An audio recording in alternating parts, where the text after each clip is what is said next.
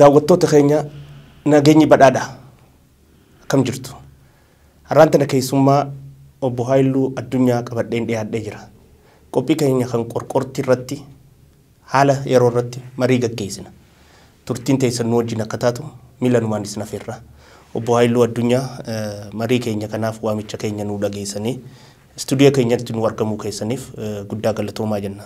Galatooma sanillee. Gaariidha. Iddoo kana baandaaleen Oromoodhaan naggadattu kan maqaa qeeroodhaa xureessaa jiran maqaa lagannaa jedhuun tattaaffii takka godhuudhaaf yaalaa turani. Lagannaan jedhamu kun marsaa meeqeeffaadha? Ilaa meeqaa deema? Mee isii tanirraa eegallu.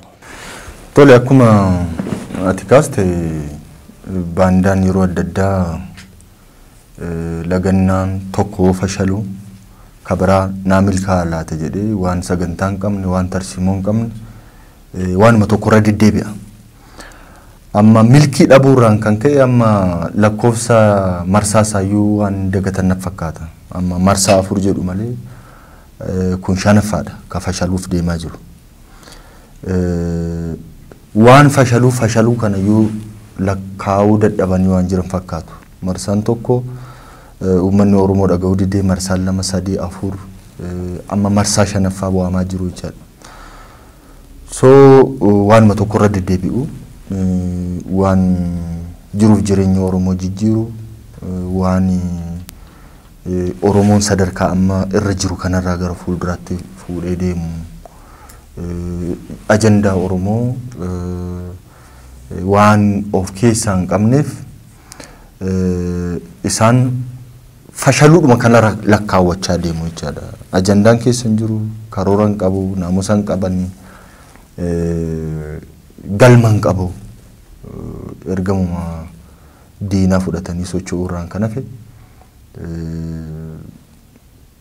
ajandaan Oromoo keessa hin jiru jechaadha. Akkuma irra deddeebiin kana himaa turre ajandaan Oromoo keessa waan hin jirreef kufaa fashalaa jechaadha. Ammas 5ffaadhaaf isaan 4 jedhu garuu 5ffaa kan fashalaa deemu fashalee ta'uu isaatti raawwatte jechaadha. Dhugaadha. Marsaa isaatu lakkaa'uu wallaalanii jiranii akkuma atu jette isaan 4ffaa jedhu garuu marsaa 5ffaati. Tokkollee ni milkoofne kan 5ffaa kunillee ni milkoofne. Abbaan lagannaa kanaa eenyu? Mee isii tanarratti? Gaaffiin ijoon as jira. Abbaan ajandaa kana baramuu qaba. Oromoonis abbaa ajandaa kana waan bareef jala hiriiruu dide. Abbaan ajandaa Wayyaaneedha.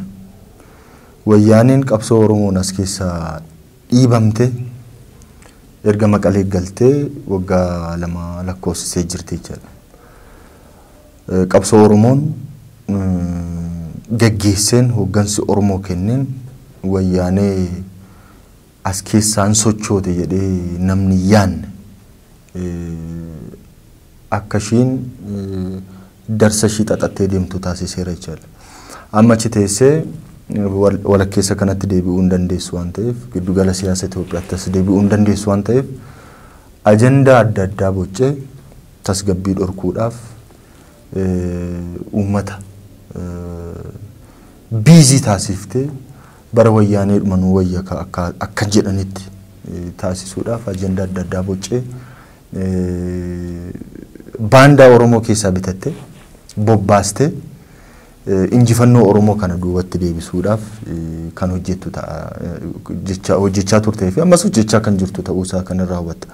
Abbaan ajandaa Wayyaanee waan ta'e Wayyaaneen immoo giddugala kanatti akka ishiin hin deebine siyaasa giddugala siyaasa Itoophiyaatti akka ishiin hin deebine Oromoon hadheeffatee qabsaa'e waan ta'eef deebisee hin eeyyamu jechaadha jedhuuf Wayyaanee. Amma baandaan takka alaabaa Wayyaanee mudhiitti hidhate hiriira ba'aa jechaadha.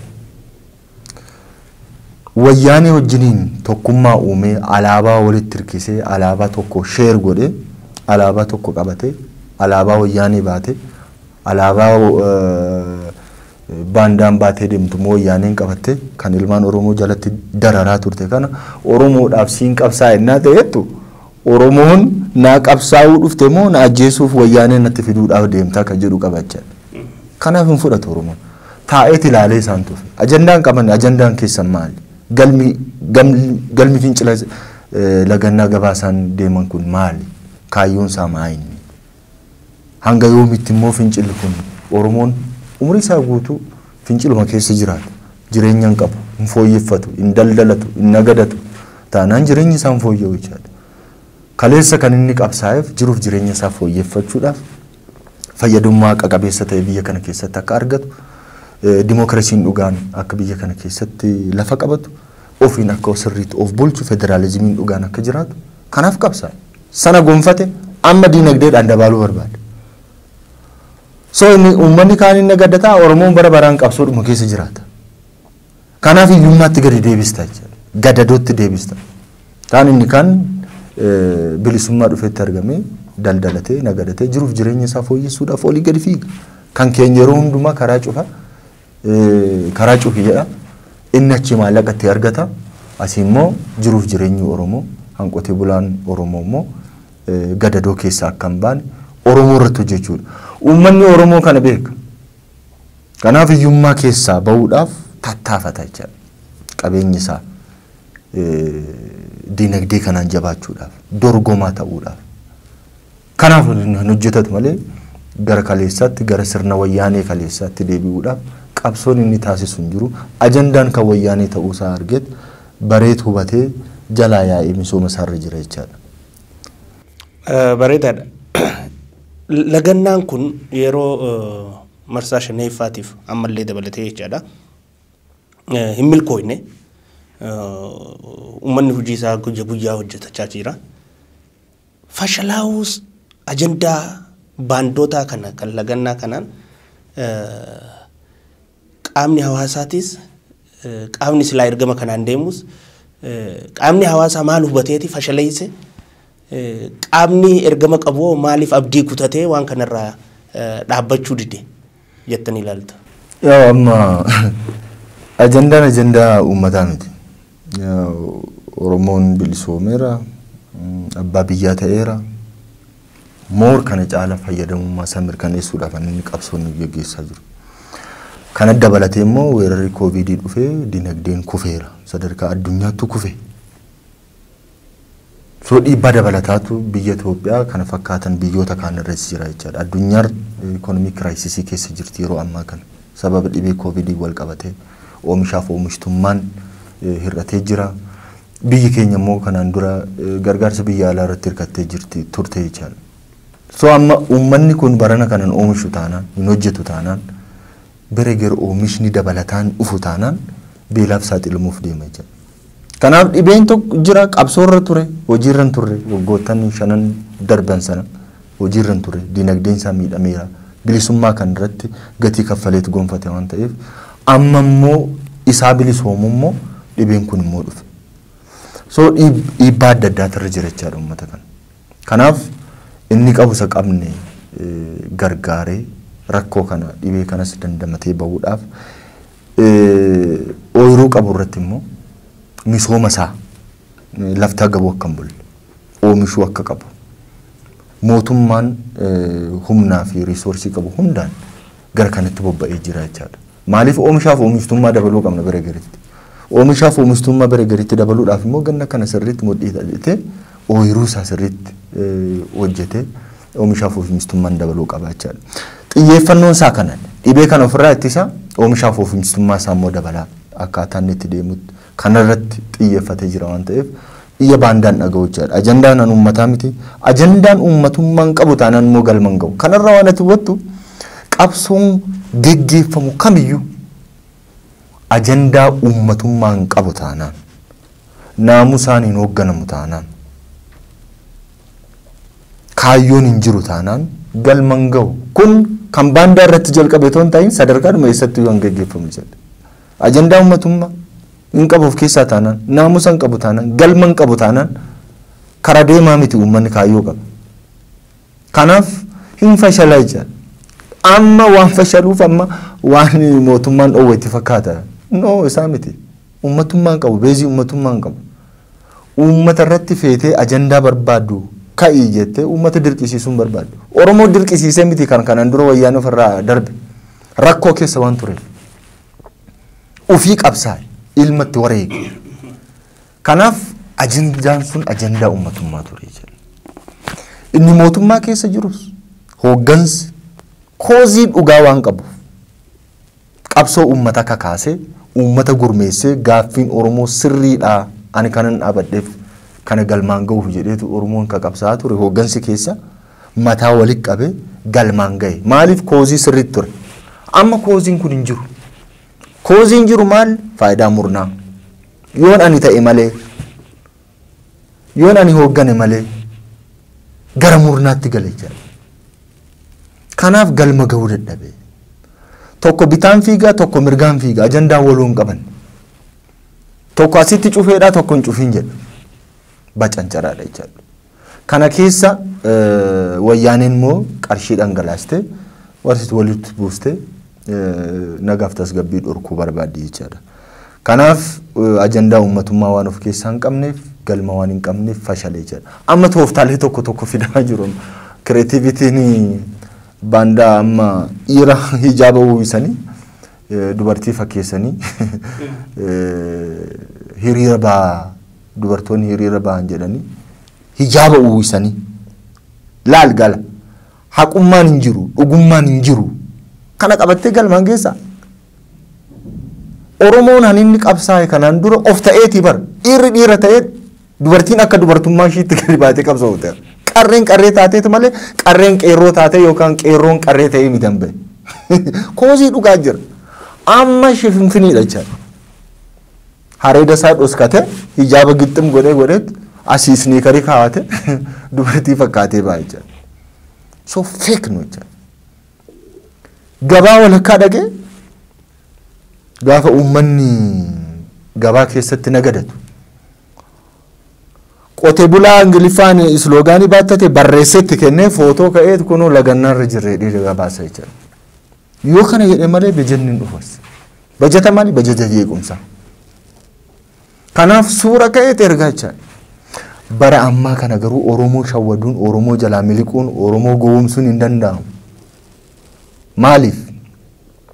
Teknooloojiin jira. Kan hijaaba uffatee baay'ee eenyummaan isaan saaxilamaa jechaadha. Koozii waan hin qabneef tokkoon tarkaanfiin isaan fudhatan hunduun saaxilama. Kanaan dura maal gochaa turan kan bara 2009 akka lakkoofsa Itoophiyaatti diddaa geggeeffamaa ture kunoo taarraa awwadaayitti karaan cufamee jedhanii dhageessisaa ture. Teknooloojiin immoo bara qaba. Googilii keessa galtee piikcharri kun yoom gara Googilii kanatti gara Feesbuukii kana dhufeete piikchara isaa galchite bara isaa wajjin si fida. Miliquun hin danda'amne jechaadha. Kana kan godhaniif rakkatan. Maaliif? Yoo akkasitti gabaasni dhiyaate malee wayyaaneen waa ramaddu jechaadha.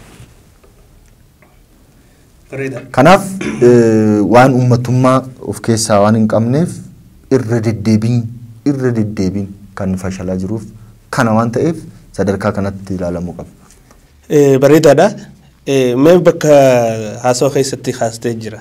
Dhiyoo kana keessattuu baandaan tooftaa jijjiirratee isaaniif akka tooftaatti kan jette san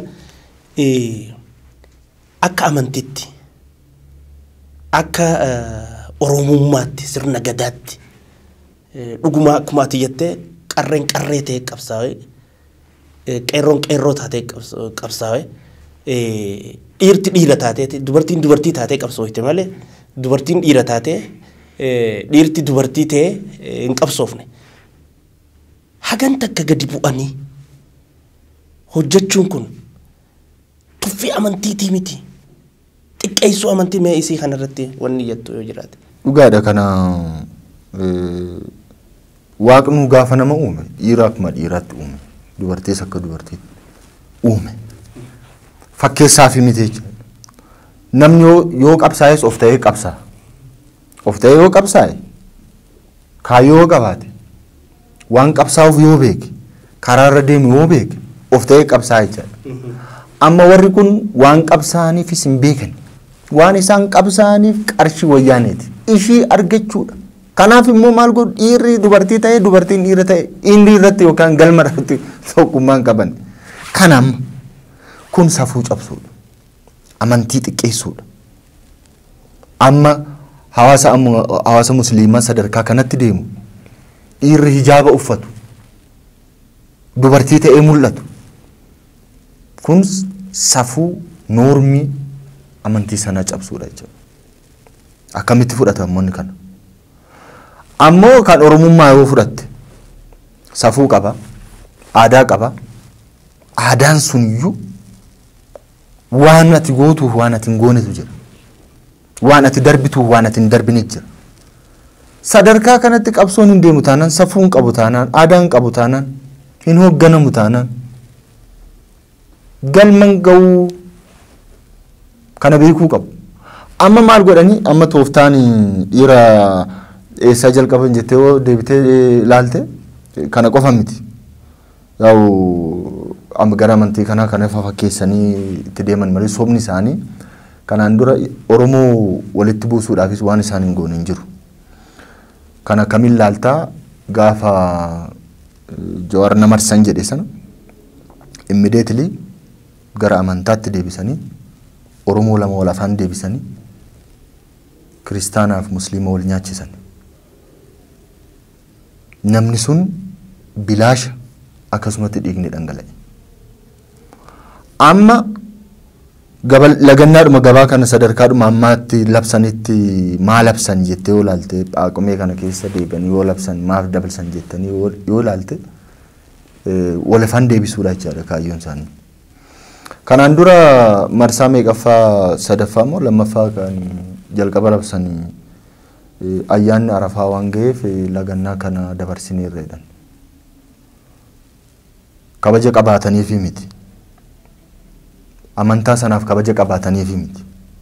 Amantaa sanaaf otoo kabaja qabaatan har'a dhiira hijaaban uwwisan. Soban. Har'a immoo ummata kiristaanatu kabaja bal'inaan. Ummanni kiristaanaa immoo ayyaana kanaaf qophii adda addaa godha. Kaan hin gurgurata, lukkuu gabaa geessaa, hoolaan akkasii, sangaan akkasii. Kun hundumtuu waan qote bulaan keenya irratti ifaajee gabaan geeffatu jechaadha. Sanoo maal godha? Galii achirraa argatuun ayyaana kana qofa miti inni kabaju. Itti aaneetu ijoollee isaaf dabtaraa fi iskiriiptoo bitee mana barnootaatti eeggata.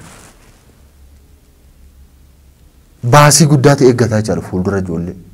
Barattoota barsiifata. Barattoonni inni barsiifatu kun immoo boru warra biyya kana hoogganan. Yoo baratan biyya kana hooggan. Dhaloota tola harkaa dirqama fuudhuuf jira jechaadha. Asitti gama sana kan kabaja ayyaana musliimaatiif waan qaban fakkaatanii Arafaarra dabarsanii amma immoo eeganii ayyaana isa kanarratti uggura waamuu jechaadha. Kuni Oromoo lama wal afaan deebisuudha. Kana gidduutti nagadatu jechaadha. Itti yaadanii Oromoon amantaadhaan akka walitti deebi'u. Dizaayin godhanii. Kana duuba immoo eenyu jira? Baandaa jira yoo jette soba baandaa miti. Bana duuba immoo akkuma ati beektu Wayyaaneedha. Wayyaaneen kanaan dura sabaaf saba walitti buuste, amantaaf amantaa walitti buuste dantaa gidduudha argachaa ture jechuudha. Abbaan ajandaa kanaa Wayyaaneedha naa jennu qabatamaan kan argatta jechuudha. Amantaa musliimaaf akka dhoofne dhiira hijaaba uwwisanii tarra amma akka hiriiraatti suura kaasanii gadhiisaa jiru. Kanaaf kabaja takkaa takkollee diraamaa kana duuba taa'ee kan barreessee itti kenne isaan immoo fuulduratti ittiin ba'anii deeman kan Wayyaanee ta'uusaa argatta jechuudha. Kanaaf bakka isa tokkotti ayyaanni kun waan dhiyaateef uummanni ayyaana kana waan kabajuuf hin dabarsinaa. Isa kana immoo itti yaadaniit guyyaa ayyaanni kun ga'uurra fiduu jechuudha. Kanaaf Oromoo walitti deebisuu isa kaan wajjin walitti buusuudhaaf dizaayin godhanii kan deeban ta'uusaati irraa hubatta jechuudha. Tirendiin isaa waa sitti agarsiisa. Tirendiin isaan ittiin deeman. Gaafii maayii akkuma atu haasoo keessa kaaste Baandaan Qaammeef kana lukkuun gurguratina magaalaan haa cufamtu. Qillee magaalaan geessina re'een gurguratina jechaa jira. Kana jechuun ayyaana kiristaanaa kaas deemu kana uummanni akka lukkuun arganne akka killeen arganne godhuudhaaf tattaafatu. Tanaaf filatan jettee yaadda ayyaana kana Paagumee kanarratti. Maali sababni isaan Paagumee kanarratti filataniif osoo itti milkaa'anii yaa milkooyne osoo milkaa'anii kaayoon isaanii. Amma laal gaaffii gaarii kaasti. Amma 12 isaan waamanii jalaa fashaleessan haa ilaallu. 12 uummanni kiristaanaa ayyaana filsataa tsoomaa ture kan torban 2 ta'u jechuudha. Sanarratti immoo ayyaanni kiristaanaan kabajamu ture jechuudha. Sanarratti si waaman. Kanaaf itti yaadamee kan godhame ta'uu isaa agarta jechuudha. Buhee ture. Buheen kun immoo uummata kiristaanaa biratti kan kabajamu. Itti aanee kan kabajamu immoo uummanni tsooma torban 2 kan tsoomaa ture. Isa wajjin wal qabate. Sanaafis uummanni qophii godha. Gabaan geeffata. Hin bitaa. Hin gurgura. Sanarratti waamanii hin fashale.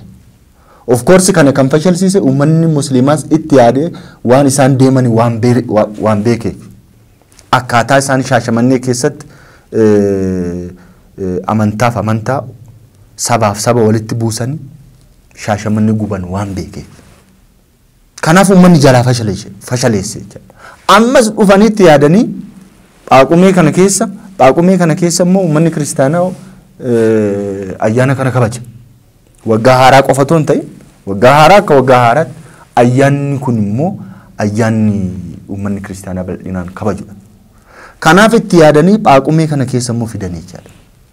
Kun hundumtu yoo gosaaf gosaa walitti deebisuu baanne amantaaf amantaa walitti hin deebifna. Kan jedhu kaayyoo Wayyaanee gosaa walitti buusaa turte Wayyaanee. Amantaa walitti buusaa turte. Saba walitti uummata buusaa ture waan ta'eef dizaayiniidha jechuudha. Kana qofa otoo hin ta'in 12 kanumatti yaadamee ture hin fashale. Ammas sana gidduutti dhufanii Paagumee irra buusan jechuudha. Paagumeen kun fuuldura keenya ayyaana guddaa uummanni kiristaanaa kabajudha. Kanaaf akka waan isa tokkoo fi aantummaa qaban fakkeessanii isa kaan irratti immoo labsanii afaan walii deebisuudha jechuudha. Kaayyoon isaanii uummanni kana waan hubateef kaleessas milkoohine marsaa 4 milkaa'uu hin dandeenye ammas hin milkaa'ane jechuudha. Kanaaf dhiira dubartii fakkeessanii baasuu jalqaba waan ta'eef waan nama ajaa'ibu miti. Kan nama ajaa'ibu Wayyaaneedha. Gabaasa sobaa isaanii fudhattee bajetan taane ammas itti aantu ramaduudhaaf sosocho'uu ishee nama ajaa'iba malee isaan itti yaadanii Paagumee filatanii uummata amantaa walitti deebisuudhaaf kan karoorfatan ta'uu isaanii asirraa hubatta jechaadha. Gaaffii fi deebisa keenya walii galchuu dura wanni osoo dubbadhee takkaayis dhaamsi ati uummata keenyaaf Baandaaleef illee dabarsee jettu yoo jiraate carraa maayyisii kanna. Galatooma akkuma beekamu uummanni Oromoo qabsaa'ee injifannoo gonfatee injifannoo sana immoo kunuunfatee Itoophiyaa diigamuu irraa oolchee jira jechuudha. Amma uummanni Oromoo hoggansi Oromoo biyya ijaaraa jira. Biyya ijaaruu keessatti immoo dantaa Wayyaaneen kanaan dura dantaa biyya kanaa dabarsitee kennite dippiloomaasii hoggansi jijjiiramaa gaggeesseen tokkoffaa piroojektota sadarkaa birmadummaa biyyaatti hiika olaanaa qaban hidha haaromsaa bakka du'ee kaasee Adwaa lammaffaa qixa Adwaa lammaffaatti kan injifannoo Adwaa lammaffaatti kan laalamu sadarkaa bishaan qabuutti geessisee jira jechuudha. Kun injifannoo olaanaadha.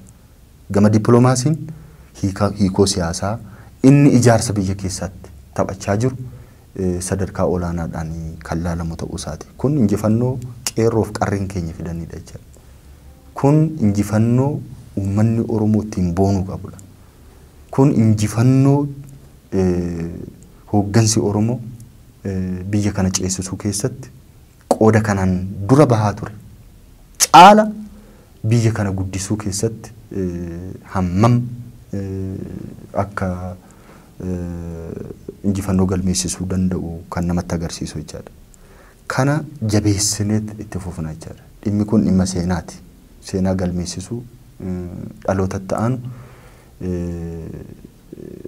of ta'ee biyya kana keessatti mataa ol qabatee deemuu danda'u uumuu keessatti bu'uura guddaadha jechaadha. Kan uummanni Oromoo diinagdee isaanii hirmaannaa adda addaadhaan cimsee itti fufuu qaba jechaadha. Kabira piroojektota kanan dura waggoota hedduudha lafarra harkifamaa turan kan fayyadamummaa uummata keenya mirkaneessuu hin dandeenye bakka isaan du'anii kaasee waan gurguddaa hojjete jechaadha. Kun jiruuf jireenya uummata Oromoo fooyyessuu keessatti bakka guddaa qaba jechaadha.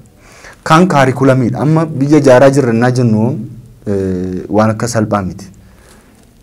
Ilmaan keenya, ilmaan Oromoo duudhaa keenyatti deebineet gadaadhaan dhaloota ijaarrannaa jennu kaarikulamii baafne jechaadha. Dhaloota ijaaraa jira Oromoo. Dhaloota sirna gadaatiin guddate kaarikulamii sanarratti hundaa'e. Kun injifannoo olaanaadha. Injifannoo olaanaa magaalaa Finfinnee keessatti gadaan barata. Oromoo deebinee magaalaa Finfinneetti ijaaraa jirra jechaadha. Oromiyaa keessa kan jiru sirna gadaa barata. Tokkummaa Oromoo uumuu keessattis gahee olaanaa qaba jechaadha. Waan Oromoo waloon qabu afaani, gadaadha, duudhaadha, irreecha. So kana irratti cimsinee hojjenne dhaloota jabaa akka ijaaru shakkiin hin jiru jechaadha. Kun immoo lagannaan miti hojiidhaan dhufa.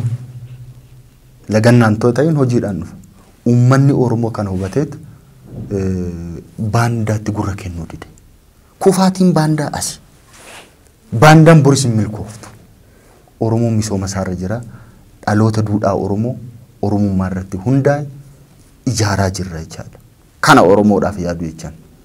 Jiruuf jireenya isaa jijjiiruu jechaan kana waan ta'eef Oromoon hooggansa isaa cimsatee biyya ceesisee biyya badhaatu akka ijaartu shakkiin hin jiru jechaadha.